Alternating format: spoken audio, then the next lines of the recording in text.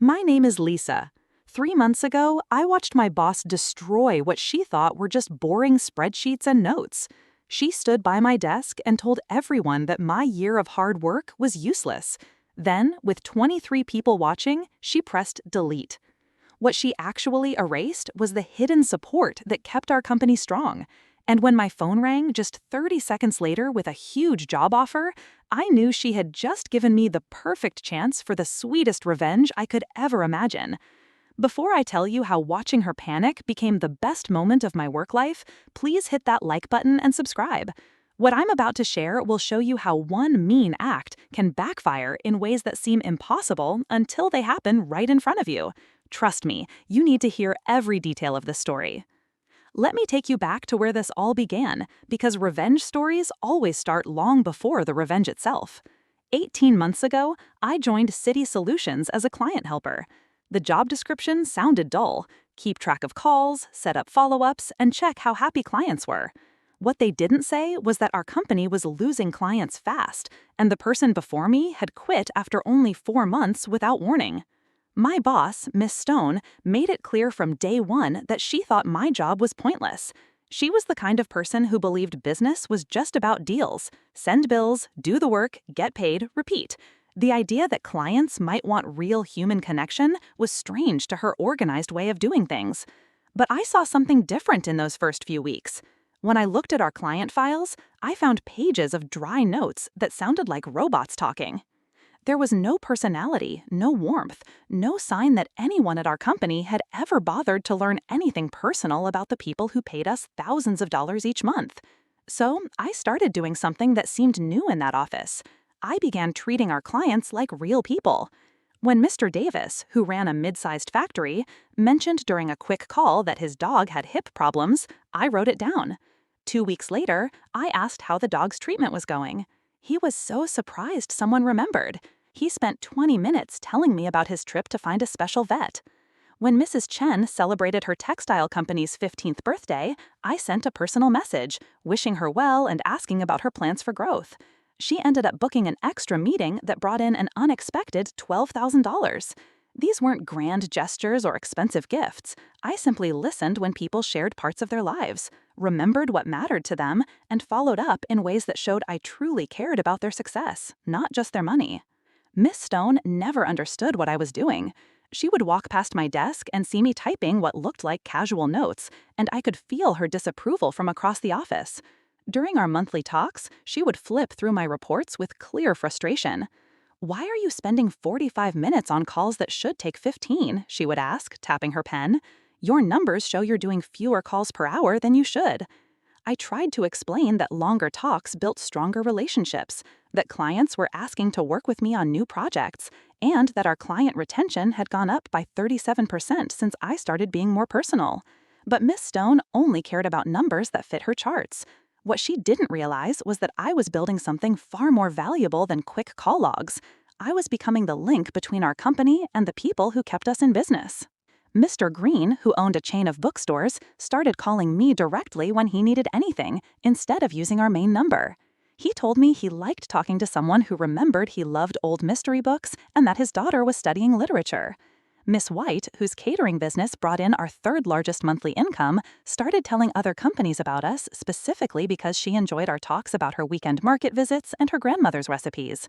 Month after month, I watched our client happiness scores go up, while Miss Stone stayed focused on numbers that completely missed the point. She was measuring how fast we could handle calls, while I was building the loyalty that would decide if those calls even happened at all. The breaking point came during our yearly planning meeting. Our CEO, Mr. Adams, was looking at how each department was doing when he mentioned that client retention was at an all-time high. He specifically praised our way of managing client relationships and suggested we use this personal approach in other departments. I watched Miss Stone's face change as the credit for better client retention went to what she thought were my inefficient methods. After the meeting, she cornered me. "I don't know what kind of show you're putting on," she said, her voice tight with anger, "but this company succeeds on good work, not friendly chats with clients." She told me to do a full check of all client interactions from the past year, demanding detailed notes of every call, every follow-up, every effort I had made to build relationships. It was clearly meant as a punishment. hundreds of hours of pointless work that would pull me away from the real relationship building that was making us successful. But I handled the audit project with the same care for personal detail that I gave to client work. I made detailed records showing not just what calls happened, but how those calls led to business results. I wrote down the catering referrals Miss White had given us, the extra services Mr. Davis bought after we talked about his company's plans, the contract renewal Mr. Green signed early because he trusted our partnership. The finished audit was 53 pages of proof that personal attention to client relationships was directly responsible for over $200,000 in extra money. Every casual talk about weekend plans or family parties had made our business ties stronger, ties that competitors couldn't copy with their usual impersonal approach. I was proud of that audit. It showed not just a year of work, but a year of real connections that had changed how our company related to the people who trusted us with their business. This made what happened next even more upsetting. Miss Stone called a full department meeting on a Tuesday morning in late autumn. She announced that we needed to review our client rules and that my audit would be used as an example. I thought she was finally ready to admit that personal attention was making us better. Instead, she told me to show my audit files on the main conference room screen while the whole department watched. Then she started picking apart every personal note, every conversation detail, every relationship-building effort, calling them signs of unprofessional behavior. "This is exactly the kind of inefficiency that hurts our service," she announced, scrolling through months of careful notes.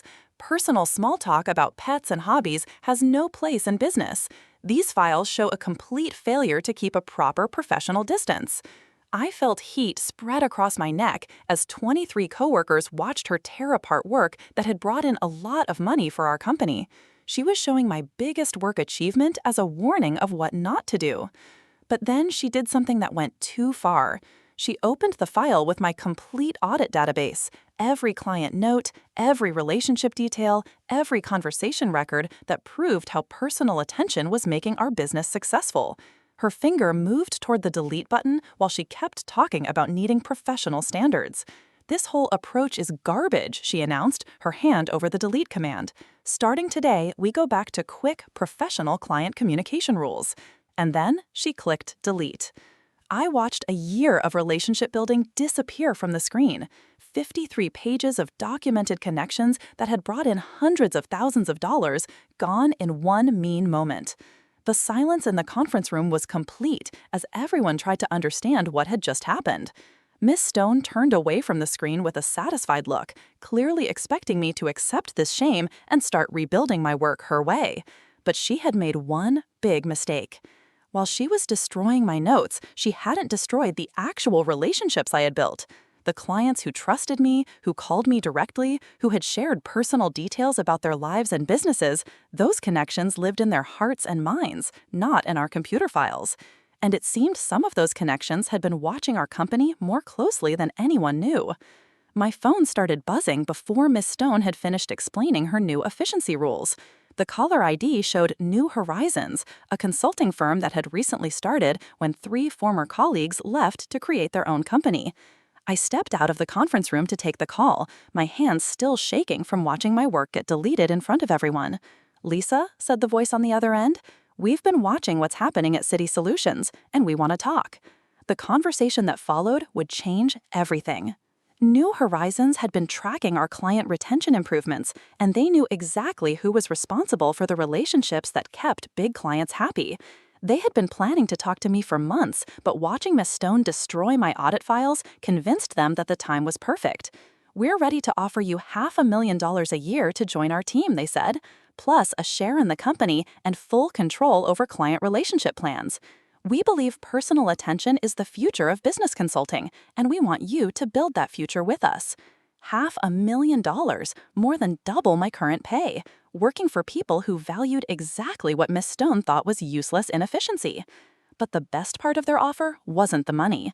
"We know you can't bring private information from City Solutions," they continued, "but we also know that client relationships are built on trust and personal connection, not on computer files. If you choose to join us, and if clients choose to work with someone they trust rather than staying with someone who treats them like numbers, that's simply the natural result of different business ideas." I understood right away what they were suggesting. They weren't asking me to steal clients or break any rules.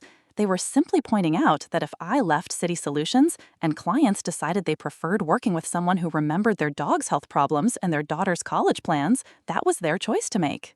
When I walked back into the conference room, Miss Stone was still lecturing about professional efficiency rules while my former coworkers stared at their hands or notebooks, clearly uncomfortable with what they had seen. She noticed my return and paused her talk. "Do you have questions about our new communication rules?" I looked around the room at people I had worked with for 18 months, then at the blank screen where my audit had been displayed before being destroyed, then back at Miss Stone's expecting face. "Actually," I said, "I have something to announce." What happened next would become the most satisfying moment of my work life, but I want to save that for the next part of this story because the revenge that followed was so perfectly set up by Miss Stone herself that you need to hear exactly how her own actions created the chain reaction that brought down everything she thought she was protecting. The beauty of what happened wasn't that I planned some big scheme to hurt her or the company. The beauty was that by deleting my relationship-building work, she had just removed the only thing keeping our biggest clients from leaving. She thought she was deleting useless notes. What she actually deleted was the foundation of customer loyalty that took a year to build and could disappear in a matter of weeks. And when my phone rang with that $500,000 offer, I realized she had just given me the key to the most elegant revenge possible, simply letting natural things happen while she watched everything she thought she controlled slip away forever. "I'm quitting City Solutions right now," I said, my voice steady despite the rush of feelings. The conference room went completely silent. You could hear the air conditioning humming and someone's pen clicking nervously. Miss Stone's face changed from smug satisfaction to confusion, then to something that looked almost like panic. "You can't just quit in the middle of a department meeting," she stammered, clearly surprised by this sudden event. "There are rules, notice periods, handover steps." "Actually," I replied, pulling out my phone to show the job offer I had just received. "My employment agreement allows for immediate resignation in cases of a hostile work environment or professional misconduct. Having my work deleted in front of colleagues while being publicly shamed counts for both." Mr. Adams, who had been quietly watching from the back of the room, stepped forward. "Perhaps we should talk about this privately before making any quick decisions." But I was done with private talks and polite solutions. Miss Stone had chosen to shame me publicly so she would experience the results just as publicly. "There's nothing to discuss," I said, gathering my things from the conference table. "My decision is final. I'll send in formal resignation papers within the hour." As I walked toward the conference room exit, I could feel 23 pairs of eyes following me. Some of my coworkers looked shocked, others looked impressed, and a few looked like they were thinking about their own career choices. Miss Stone called after me, her voice higher than usual. "You're making a huge mistake. New Horizons is a new company with no proven success. You're throwing away job security for some fantasy about relationships being more important than professional standards." I paused at the doorway and turned back to face her. "We'll see which approach proves more valuable." Within 24 hours, I had packed up my desk, finished exit interviews, and started my new job at New Horizons. Their office was smaller than City Solutions, but filled with energy and excitement about building something new in the consulting world. More importantly, I was finally working with people who understood that business relationships were built on real human connection, not just numbers and standard communication rules. But the real proof of my decision came in the weeks that followed, as I watched the natural results of Miss Stone's actions unfold with crushing accuracy. I hadn't contacted any City Solutions clients, I hadn't made sales calls or sent recruitment messages. I simply updated my professional profiles to show my new job and continued being the same person who had spent a year building real relationships with people who needed consulting services. The first call came on Thursday morning, 3 days after I started at New Horizons. Mr. Davis, the factory owner whose dog I had asked about during regular check-ins, called my new office number directly. "Lisa," he said, "I heard through the professional network that you've moved to a new firm.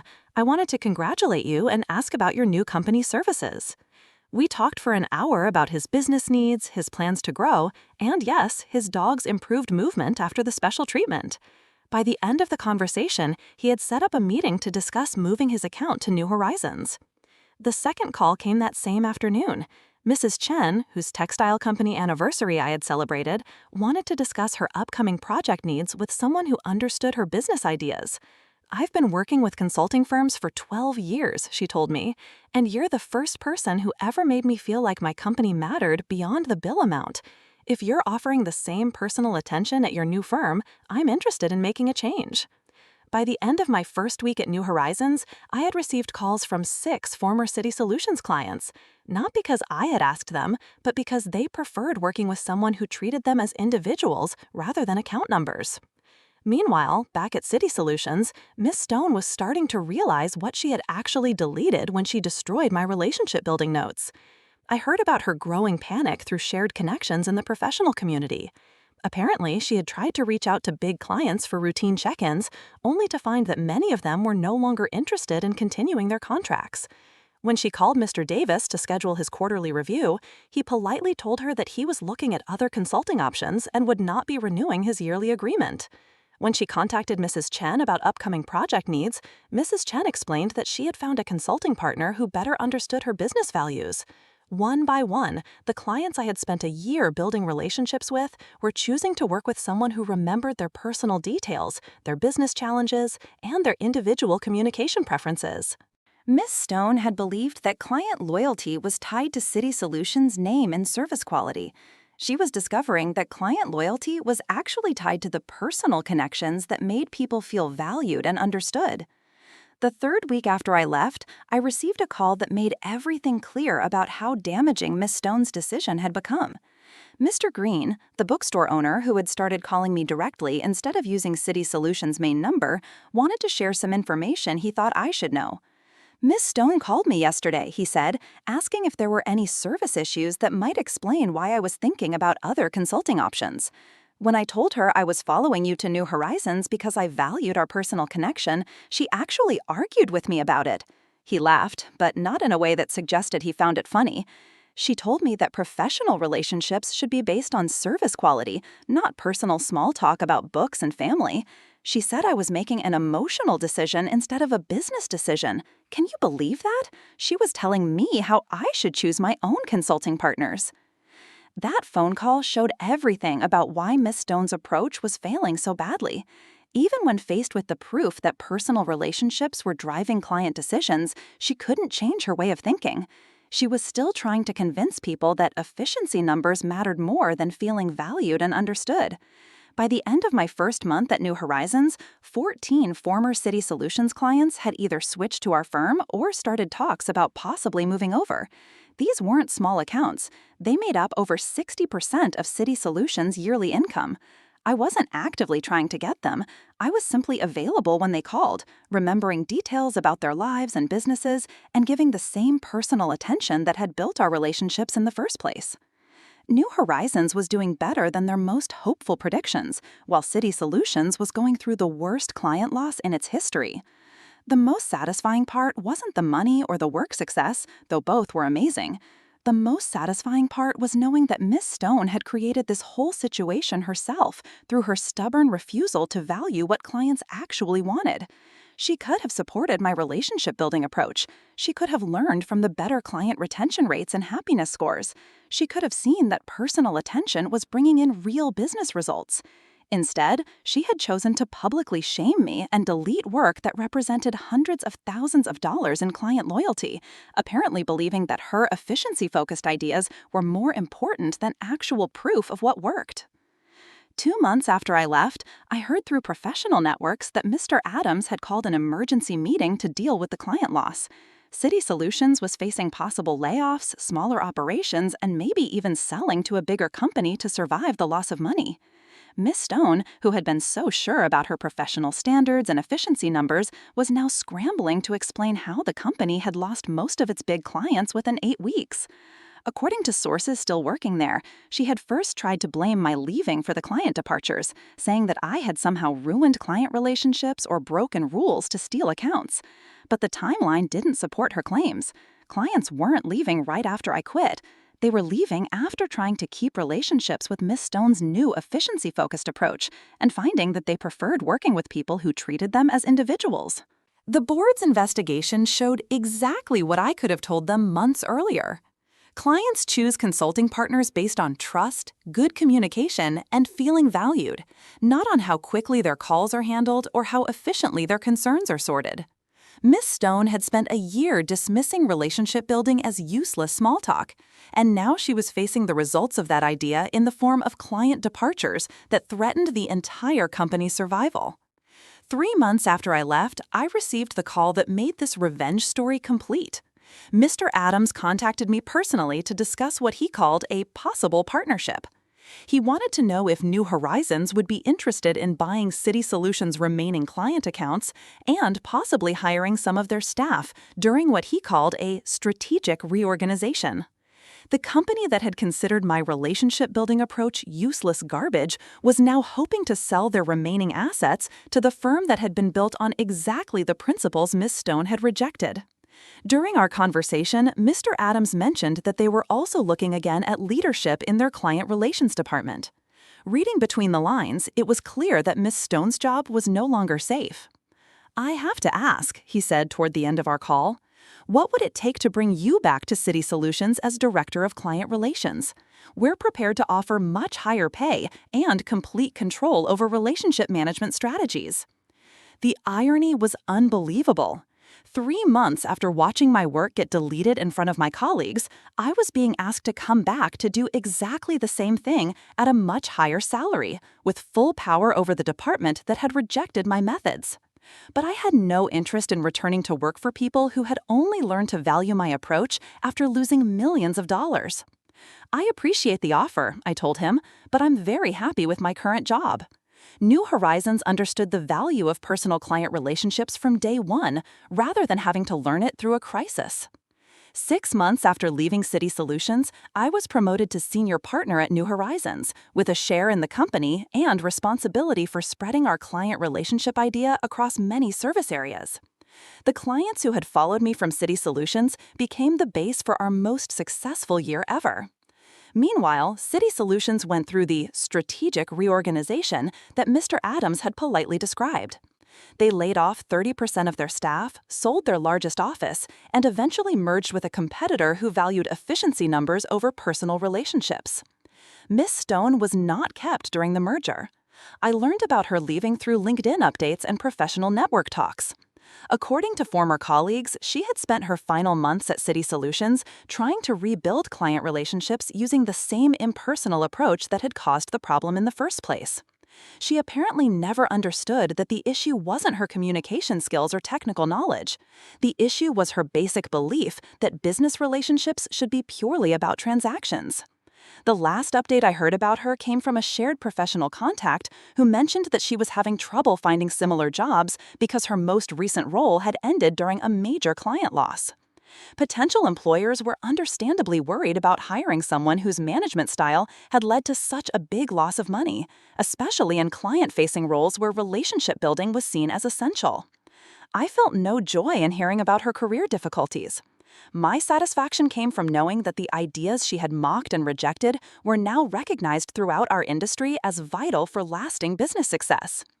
Every consulting firm was investing in personal client relationship strategies. Every professional training program stressed the importance of treating clients as individuals rather than just sources of money. Every successful consulting practice put exactly the approach that Miss Stone had called useless garbage first. She had been wrong about what clients valued, wrong about what made a business successful, and wrong about the importance of personal connections in work relationships. And her wrongness had been shown not through big plans or careful attacks, but simply by letting natural consequences happen after she chose to publicly destroy work that represented the foundation of customer loyalty. The most elegant revenge is always the kind where your enemy defeats themselves through their own actions, and you simply have to step aside and let their bad decisions create the destruction they deserve. Today, 2 years after watching my audit files get deleted in front of 23 colleagues, I'm running the client relations division for one of the fastest-growing consulting firms in our area. Our success is built entirely on the idea that Miss Stone rejected, that business relationships thrive when people feel valued, understood, and personally connected to those who provide their services. Every day, I get to work with clients who appreciate having their birthdays remembered, their family updates acknowledged, and their business challenges addressed with real personal care for their success. And every day, I'm reminded that the best revenge against people who don't value your contributions is simply proving them wrong through your continued success somewhere else. Miss Stun thought she was deleting useless notes when she destroyed my relationship building work. What she actually deleted was the only thing stopping her professional world from falling apart around her.